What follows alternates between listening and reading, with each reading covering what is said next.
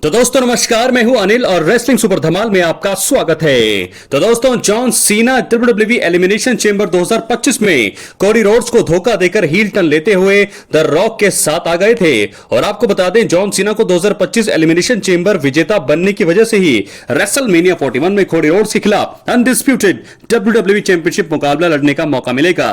उम्मीद थी कि जॉन सीना टीवी पर रॉक के साथ मिलकर कोडी रोड्स के खिलाफ मैच को हाइप करते हुए दिखाई देंगे। हालांकि final boss the rock elimination chamber के बाद से ही डब्ल्यूडब्ल्यूई से दूरी बनाए हुए हैं। इसलिए दोस्तों इस वीडियो में हम ऐसे 3 कारणों का जिक्र करने वाले हैं कि क्यों डब्ल्यूडब्ल्यूई में जॉन सीना कोडी रोड्स की राइवलरी से द रॉक को दूर रखा जा रहा है। इसलिए वीडियो के अंत तक बने रहें और अगर आप चैनल पर नए हैं सब्सक्राइब करने के बाद ऑल पर क्लिक करें, क्योंकि फ्री है और यहां आपको हर प्रकार की रेसलिंग जगत से जुड़ी हुई तमाम जानकारी मिलती है।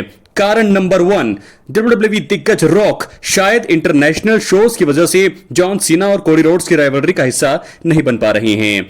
दोस्तों आपको बता दें कि डब्ल्यूडब्ल्यूई मौजूदा समय में यूरोपियन टूर पर है और यूरोप के अलग अलग देशों में शोज का आयोजन हो रहा है। जॉन सीना हील टर्न के बाद पहली बार पिछले हफ्ते बेल्जियम देश में हुए रॉ में नजर आए और उनका कोडी रोड्स के साथ सेगमेंट देखने को मिला। इस हफ्ते ग्लासगो स्कॉटलैंड में हुए रेड ब्रांड के शो में भी कोडी जॉन सीना दुश्मनी आगे बढ़ाते हुए दिखाई दिए। द रॉक के हॉलीवुड एक्टर होने की वजह से उनका शेड्यूल व्यस्त होता है और शायद मुझे लगता है कि दोस्तों यही कारण है कि वो इंटरनेशनल शोज में दिखाई नहीं दे रही हैं। संभव है कि द रॉक अमेरिका में होने वाले किसी वीकली डब्ल्यूडब्ल्यूई शो के जरिए वापसी करके जॉन सीना और कोडी रोड्स के राइवलरी का हिस्सा बन सकते हैं। तो यह है कारण नंबर 1। बात करेंगे दूसरे कारण का। द रॉक की मौजूदगी में डब्ल्यूडब्ल्यूई में कोडी रोड्स जॉन सीना की राइवलरी शायद सही तरह बिल्ड नहीं हो पाती। जी हां, यह भी एक कारण हो सकता है दोस्तों, क्योंकि द रॉक डब्ल्यूडब्ल्यूई में कोडी रोड्स के सबसे बड़े दुश्मनों में से एक हैं। अगर रॉक ब्रेक पर नहीं जाते तो कोडी जॉन सीना के खिलाफ राइवलरी पर पूरी तरह फोकस नहीं कर पाते। संभावना यह भी है कि इस चीज का John Cena versus Cody Rhodes match के बिल्डअप पर काफी असर पड़ सकता है। यही नहीं, रॉक के साथ होने की सिचुएशन में जॉन सीना अपने हील कैरेक्टर को दर्शकों के सामने ठीक तरह से पेश नहीं कर पाते। यह फाइनल बॉस को कोडी रोड्स जॉन सीना की राइवलरी से दूर रखने का सबसे बड़ा कारण हो सकता है। जी हां दोस्तों, तो 2 कारण मैंने आपको बता दिए हैं कि क्यों रॉक को जो है समय जॉन सीना और कोडी रोड्स की राइवलरी से दूर रखा जा रहा है। बिल्कुल वाहिद ये कारण बताए गए हैं। अब हम बात करेंगे तीसरे और आखिरी कारण का। तो दोस्तों तीसरा कारण है, द रॉक का इस्तेमाल शायद डब्ल्यूडब्ल्यूई में केवल जॉन सीना को हील टर्न कराने के लिए किया गया था। दोस्तों जॉन सीना ने एलिमिनेशन चेंबर 2025 इवेंट में रॉक के इशारे पर कोडी रोड्स पर धोखे से हमला करते हुए हील टर्न लिया था। उम्मीद थी कि जॉन सीना रॉक के साथ आने के कारण का खुलासा करेंगे। हालांकि जॉन सीना ने लगातार दूसरे हफ्ते रॉ में दिए गए प्रोमो में भी फाइनल बॉस रॉक को लेकर कोई बात नहीं की और यही नहीं, कोडी रोड्स ने भी द रॉक का जिक्र नहीं किया। अब ऐसा लग रहा है कि रॉक का इस्तेमाल शायद केवल जॉन सीना को हील टर्न कराने के लिए किया गया था और अगर ऐसा है तो दिग्गज रॉक इस राइवलरी को हाइप करने के लिए शायद ही अब डब्ल्यूडब्ल्यूई में वापसी करेंगे। तो मुझे लगता है दोस्तों 3 बड़े कारण मैंने आपको बता दिए हैं कि क्यों उस समय इस हफ्ते, क्योंकि रॉक के बारे में बहुत सारे लोग बात कर रहे थे कि रॉक इस हफ्ते रॉक के एपिसोड में आएंगे, लेकिन वो नहीं आए। इसीलिए मैं आपको ये वीडियो में बता रहा हूं कि 3 कारण है क्यों रॉक को जॉन सीना और कोडी रोड्स की राइवलरी से अभी तक दूर रखा जा रहा है। बिल्कुल सही मुझे भी ये कारण लगता है, क्योंकि रॉक और जॉन सीना अगर साथ होंगे तो कोडी रोड्स बिल्कुल अकेले होंगे। ये फिर टैग टीम मुकाबला बन जाएगा। जॉन सीना और कोडी रोड्स के बीच आपसी टकराव जो है वो अच्छे तरीके से बिल्ड हो, इसलिए शायद मुझे लगता है रॉक को इस स्टोरी से दूर रखा जा रहा है। तो इसलिए हालांकि अभी ये भी कंफर्म नहीं है कि रेसलमेनिया 41 में क्या रॉक हमें दिखाई देंगे या फिर नहीं, क्योंकि बहुत ज्यादा वो बिजी रहते हैं। तो शायद जॉन सीना और कोडी रोड्स के बीच हमें सिंगल प्योर मुकाबला देखने को मिले। क्या है आपकी राय? अपनी राय कमेंट बॉक्स में जरूर दें। चैनल पर नए हैं सब्सक्राइब करने के बाद ऑल पर क्लिक करें, क्योंकि ये फ्री है और यहां आपको हर प्रकार की रेसलिंग जगत से जुड़ी हुई तमाम जानकारी मिलती है। दोस्तों अब हम बढ़ेंगे अपनी अगली स्टोरी की तरफ जो जुड़ी है दूसरे सबसे बड़े मुकाबले की, जो होने वाला है रेसलमेनिया में। तो दोस्तों आपको बता दें कि रॉ में काफी जबरदस्त एक्शन हमें देखने को मिला। इसके दौरान जो है सीएम पंक नजर आए। उन्होंने अपने प्रोमो में रॉलिंस और रोमन रेंस का जिक्र भी किया, लेकिन ये दोनों किसी भी रूप में खुद नजर नहीं आए। अब ऐसा किस वजह से किया गया है उसको लेकर कोई जानकारी सामने नहीं आई है, लेकिन इस वीडियो में मैं आपको वो 3 कारण बताने वाला हूं कि क्यों रॉ में रोमन रेंस का आना और सेथ रॉलिंस का नजर नहीं आना पूरी तरह से गलत फैसला है। पहला कारण, रोमन रेंस और रॉलिंस ही सीएम पंक के साथ रॉ को धमाकेदार बना सकते थे। दोस्तों रॉ के बाद फैंस का रिएक्शन ये बताने के लिए काफी है कि उन्हें शो में क्या अच्छा लगा और क्या उतना सही नहीं था। ऐसे कई फैंस हैं जिन्होंने इतने खराब शो को लेकर नाराजगी जाहिर की है।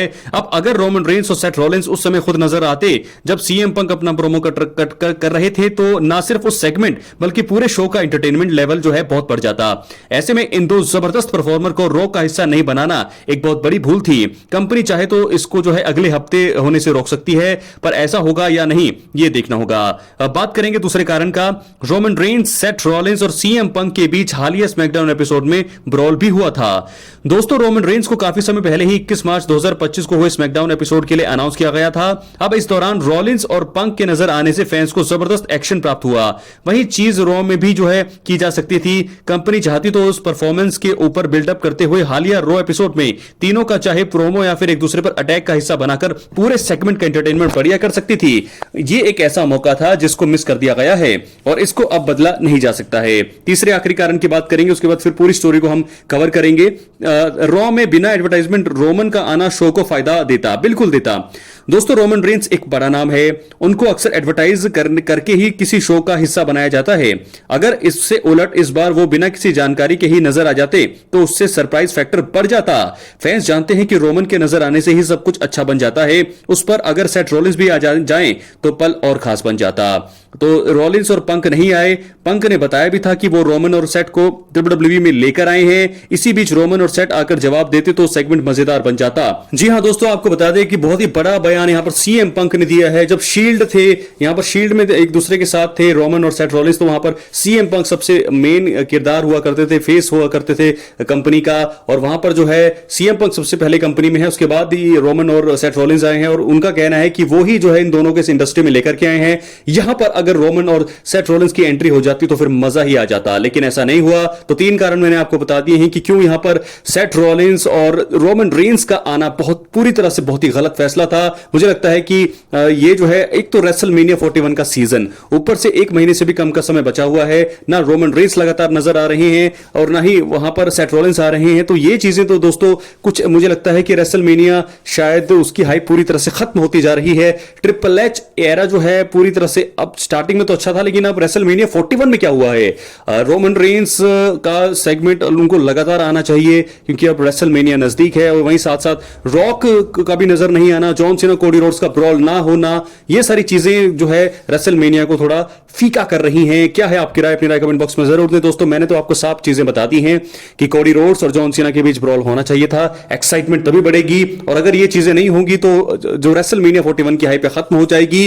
और साथ के साथ रोमन रेंस, सेथ रॉलिंस और सीएम पंक को लगातार शो का हिस्सा बनना पड़ेगा, तीनों को एक साथ बनना पड़ेगा, तीनों को एक साथ प्रोमो एक दूसरे के खिलाफ देने होंगे, तभी जो है शो की हाइप बनेगी। और साथ के साथ रेसलमेनिया 41 का बिल्डअप शानदार होगा। अगर ये चीजें नहीं होंगी तो मैं आपको दोस्तों बता दूं कि रेसलमेनिया 41 पूरी तरह से फीका है और हाइप जो पूरी तरह से खत्म हो जाएगी। और मुझे लगता है कि फर्स्ट रेसलमेनिया कहीं यह बनना जाए। हालांकि दो बड़े मुकाबले सेट कर दिए हैं लेकिन उस प्रकार से हाइप नहीं किए जा रहे हैं। ट्रिपल थ्रेट मुकाबला ये और जॉन सीना कोडी रोड्स का मुकाबला भी इतने अच्छे तरीके से अभी भी हाइप नहीं किया जा रहा है। अपनी राय कमेंट बॉक्स में जरूर दें। मिलते हैं अगली वीडियो में, बहुत बहुत धन्यवाद।